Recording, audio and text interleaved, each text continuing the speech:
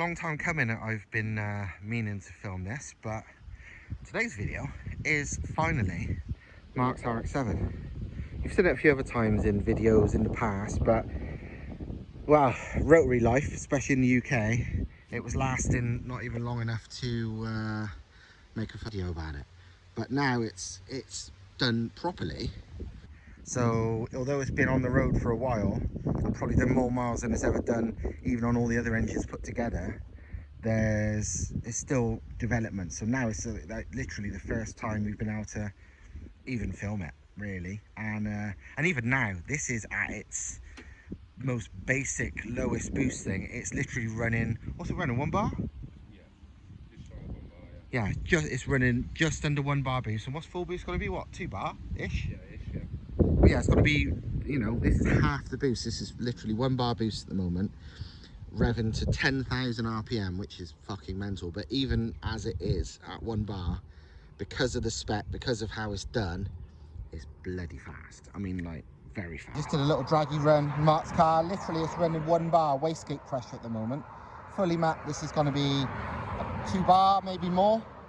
This is running like no water meth, no nothing, just pure pump fuel, 1 bar. And that run I did 5.95 100 to 200 was purely 3rd gear. No changing gear. It'd be way faster if I started in 2nd.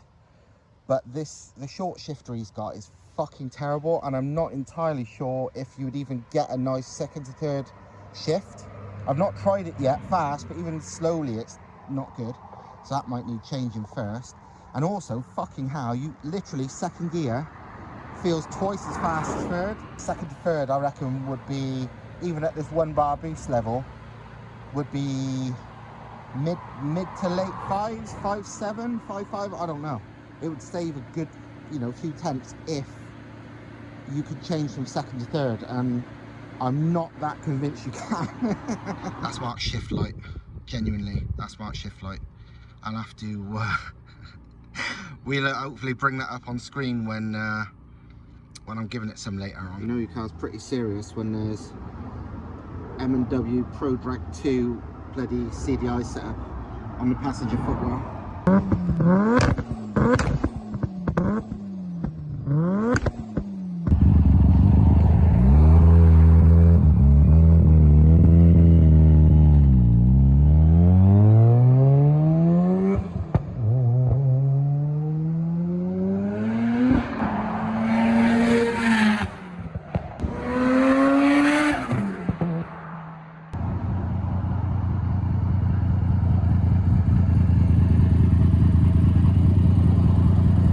He looks pleased. Definitely sounds the part. Gonna be a jumping too far. Oh mate, it's ridiculous, isn't it? Literally 1 bar boost and it's fucking flying.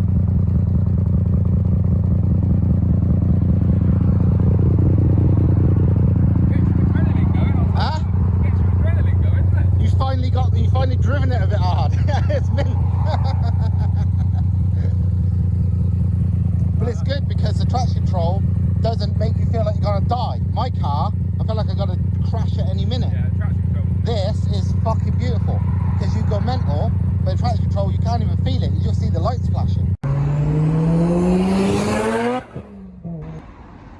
RX7 in its natural habitat, the petrol station,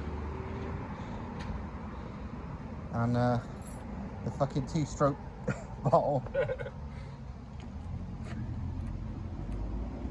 Do about 100. What ratio are we putting? 100 to 1? Yeah, 100 millilitre to every 10 litres, yeah. Yeah.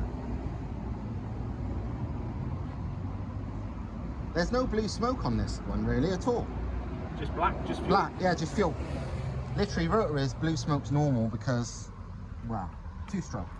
But nah, and also because they're normally fucked. No, there's pretty much no smoke, just lots of black smoke from fuel. Give it time. Yeah, give it a chance, but currently not really any blue smoke. Yeah. I did get that on camera, but just then a fucking EP Civic Type R just pulled up next to Mark and stopped, and then ragged it full beams off, like accelerating away as fast as it could, and it barely moved because it's an AK-20 and no shit.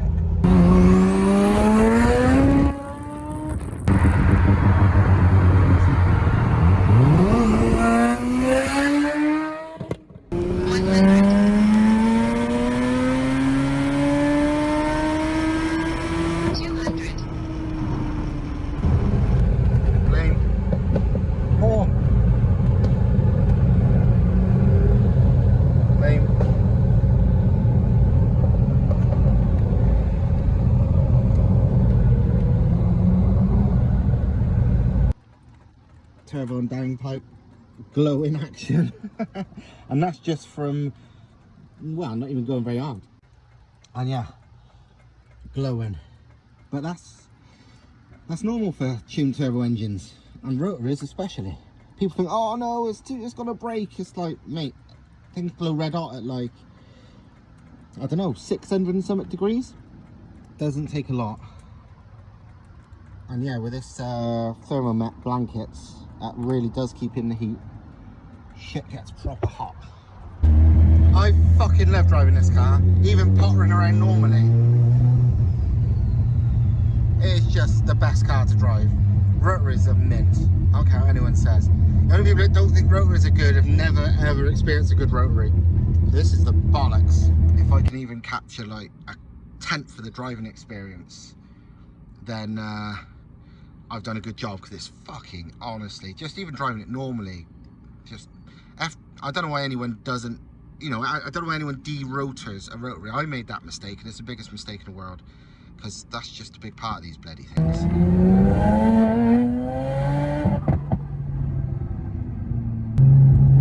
Bloody love this car.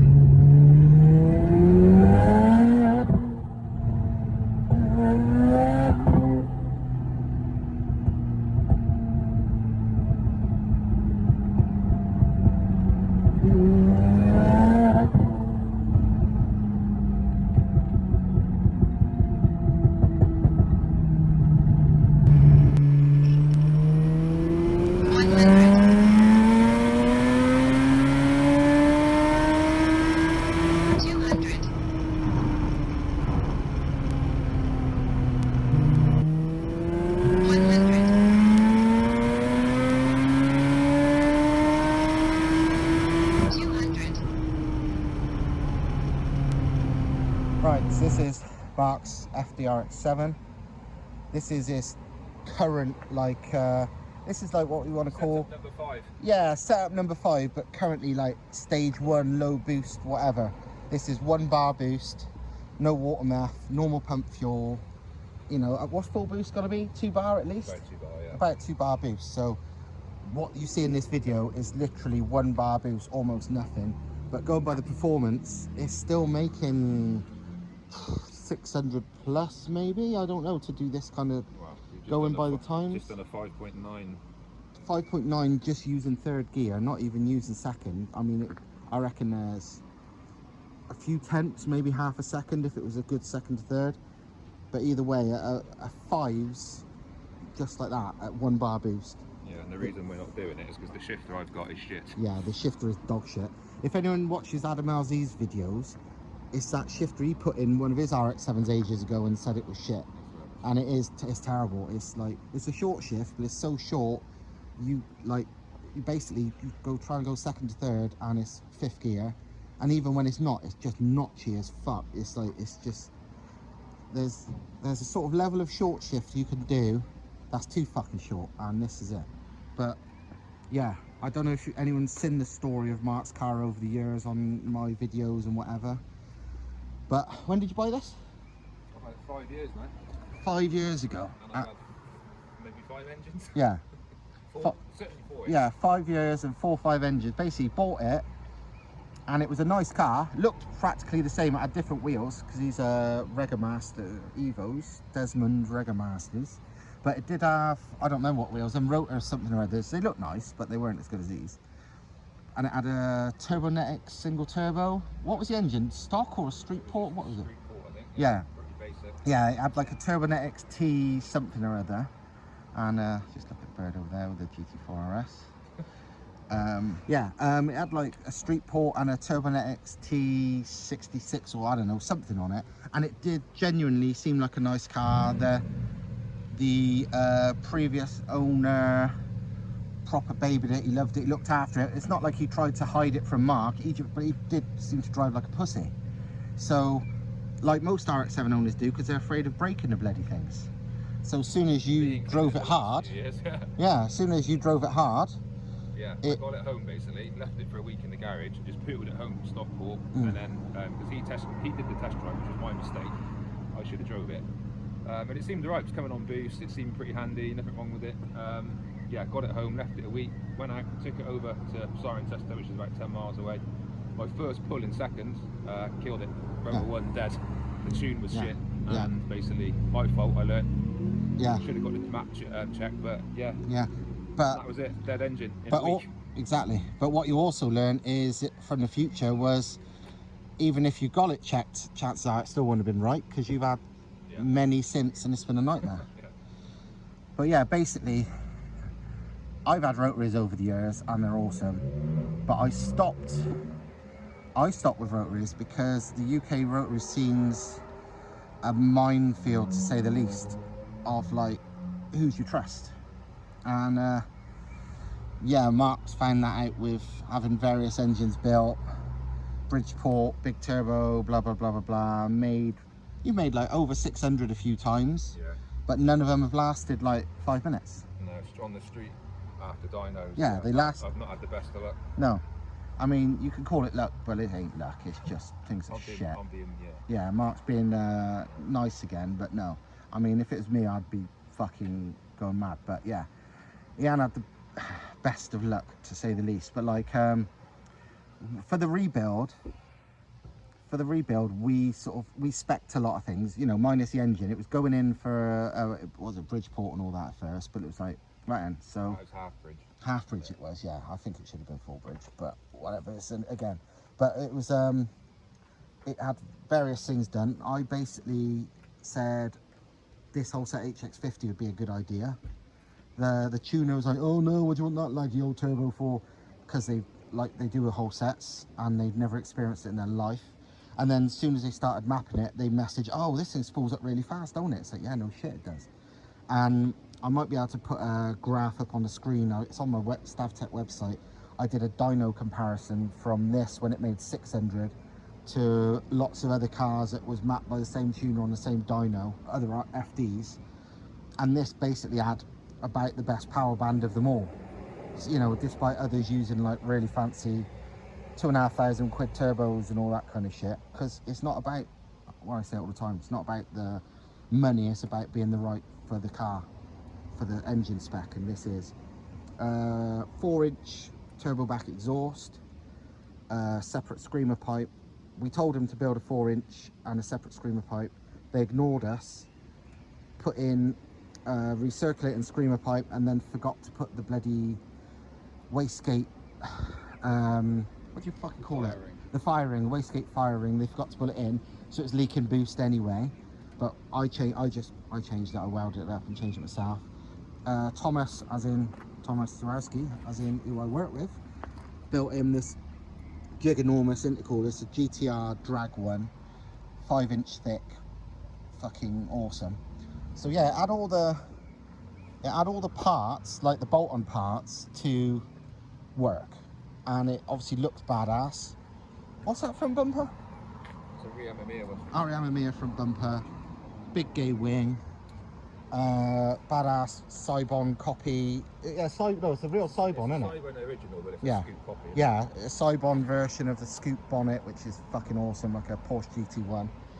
But yeah, the engine it had all the right bits, but they was not lasting 10 minutes. And you could blame everything under the sun, because rotaries are temperamental, but this was more than, you know, people don't like, oh, you know, they don't stay alive, or they don't stay alive without race fuel or whatever. I love rotaries, but I was put off with mine because there's almost nobody proven anywhere in the world that can make these reliable on pump fuel. Like reliable as in not a dyno queen, get the shit kicked out of them. Apart from, and I said to him from the start, Peter at Rice Racing in Australia. Unfortunately, Peter's in fucking Australia and we're not. But he's the only one I've seen proving it. I've seen him running like 2 bar plus on pump fuel with water injection or whatever many times over the years. So it's like, yeah, he's the guy. And after many failed UK attempts, Mark has gone with him. Unfortunately, that meant it had to be Peter's way or no way, because Peter won't touch it without what he wants on it. So Peter wanted Cyvex Life Racing stuff, basically. He wanted his spec water injection and stuff like that. I mean, the engine and stuff, obviously you can do what you want, but the part he's got control of, so the water meth and the management, he wanted it to be what he wanted because that's what he rates, and the other stuff he really does not rate in any way. Look, it's a JZX100. So yeah, and then Mark, you got the engine built. What's the new engine spec? Well, I got Colin to do it at Garage Reg. Yeah. Colin's the only one who's got genuine 6-7 second rotaries out there in the world. So yeah, well this is another thing. See, Colin does all of the machining for everyone in the rotary scene in the UK anyway, so it made sense to go to the source. And yeah, so he built me a semi PP setup, street port still, but semi PP. Yeah, studded, doweled, scallop rotors, balanced, lightened, all the usual stuff. Yeah, so far so good. It's stayed alive for 1,500 miles, and and it's been used. It's taken a little bit of a beating already. Yeah, I mean it's still low boost, but it's making, by the seams of it, it's making as much or more power than it ever made. Even though it used to run what 1.5 bar, wasn't it? Yeah, 1.5, 1.6. Yeah, 1.5, 1.6 bar before.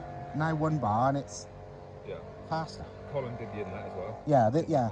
Yeah, the inlet was again a Peter's spec job. Peter's like, don't use that inlet as shit, don't use that inlet as shit, build one like this.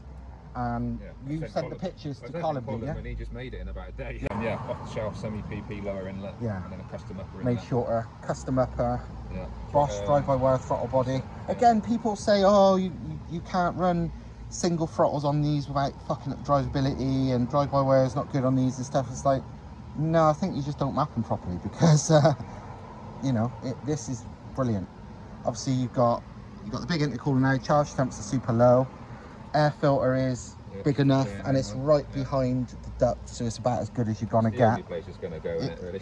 Literally, you can either run no filter there, which is worst place, or there, which is basically the best place. And we've tested it already, and when moving, it's good. And the charge temps are low as fuck, so I don't think it's making any difference. No. Really. And so then, yeah, electronics wise, Stav-Tech S8 ECU, and then we did a PDU in the back as well, and then the D4 dash, Stav-Tech dash as well. And yeah, Matt and Level Motorsport in Wales did all the wiring loom for me as well. Custom loom. What injectors is it? They're 42200s now, Bosch 42200s, yeah, so we've got a lot of fuel. And yeah, the methanol system, which we haven't quite got our head around yet, we've got a few more things to sort out. I think the solenoids need changing out, but yeah, once we can run 2 bar, it's going to be... Yeah, because you've got like, how much potential flow from this? Like 3 litres or something stupid, isn't it? 3000 cc, yeah. Yeah, 3000 cc, yeah. We can run. And it's going to be basically what, like 90-10, isn't it? Methanol and water. Yeah. 90-10, 80-20. Yeah. So. And then fuel setups, the radium cell in the back, the soil pot, 2 feeds, the Wolbro 450s, and then 1 Wolbro 450 lift pump as well. So 3 pumps in the back. Yeah. It's a neat setup as well, because it's pretty much OEM. Yeah, it's all pretty hidden and all that as well. And obviously, new feed and return. Yeah, fuel system's good to go. And yeah, like, because of what Peter's very specific about, you don't want to do the job unless it's like the bollocks. It's like sensors for everything and everywhere. It's got proper knock control, whereas again, people always say, oh, you can't do knock control on a rotary, it doesn't work. Well, Peter disagrees. It's got full knock control, wideband lambda, EGTs, individual EGTs. It's got pre and post turbo back pressure sensors, so not only can he tell how much back pressure before the turbo, but he can tell if there's any back pressure in the downpipe. And he said the reason for that, and that taught me something, he said because any back pressure in the downpipe will affect the lambda sensor readings, and if you know the back pressure in the downpipe, you can understand what the lambda sensor's saying in comparison to it. And traction control, that's come in handy today. Yeah, it's got traction control, which normally on a rotary you don't need. I've driven lots of rotaries at bloody fast, but they just, because they've got fairly low torque, unless they're at really big boosts, they just tend to hook up and go. This has always had full grip, hasn't it? When Mark first bought this, I joked with him that he better learn to drift, because it's going to be going all over the place. But it's never has, even with like 600 odd, it's just gripped up, because they just, you know, it's a bit like having a Civic versus a diesel. The diesel torque spins the wheels, the Civic will just fuck off down the road. But this now, second gear, which I've never seen before in this car, it just traction control is in control, because if it wasn't, you're smoking the tyres at like 50. And that's with like 265 wide R888Rs on the back. It's not like it's got shit tyres. And obviously you got Sparco Evo bucket seats, Civex dash, Civex life racing module stuff there, and that's the pedometers for different settings, PDU, and yeah, it's fucking awesome.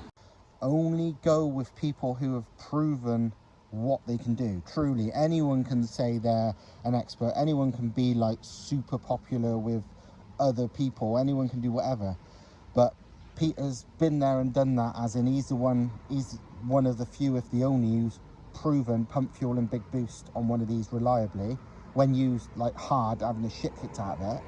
And Colm the same. Colm's one of the probably about the only person in this country, maybe Europe, who's able to build, you know, he builds these proven 6-7 second drag cars and they stay alive. So he's obviously doing something right, isn't he? And it revs to 10. I mean, Colm actually said to you, didn't he? He said rev it to whatever. It's fine. Rev it, yeah. Rev it until it stops making power. And basically, it's revving to 10 at the moment, and it doesn't feel like it's had enough. You certainly haven't, you know, you've not dropped off the power band. It goes forever.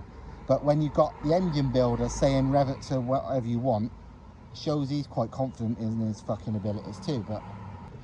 And the mapping especially is fucking a nightmare on these. But this has shown, if you've got the right person, it's the bollocks. I mean, so far.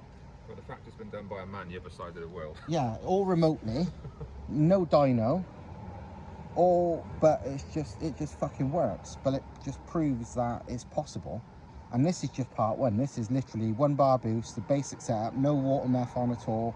It's never been used yet, has it? So no. Shifter. Yeah, the fucked up shifter.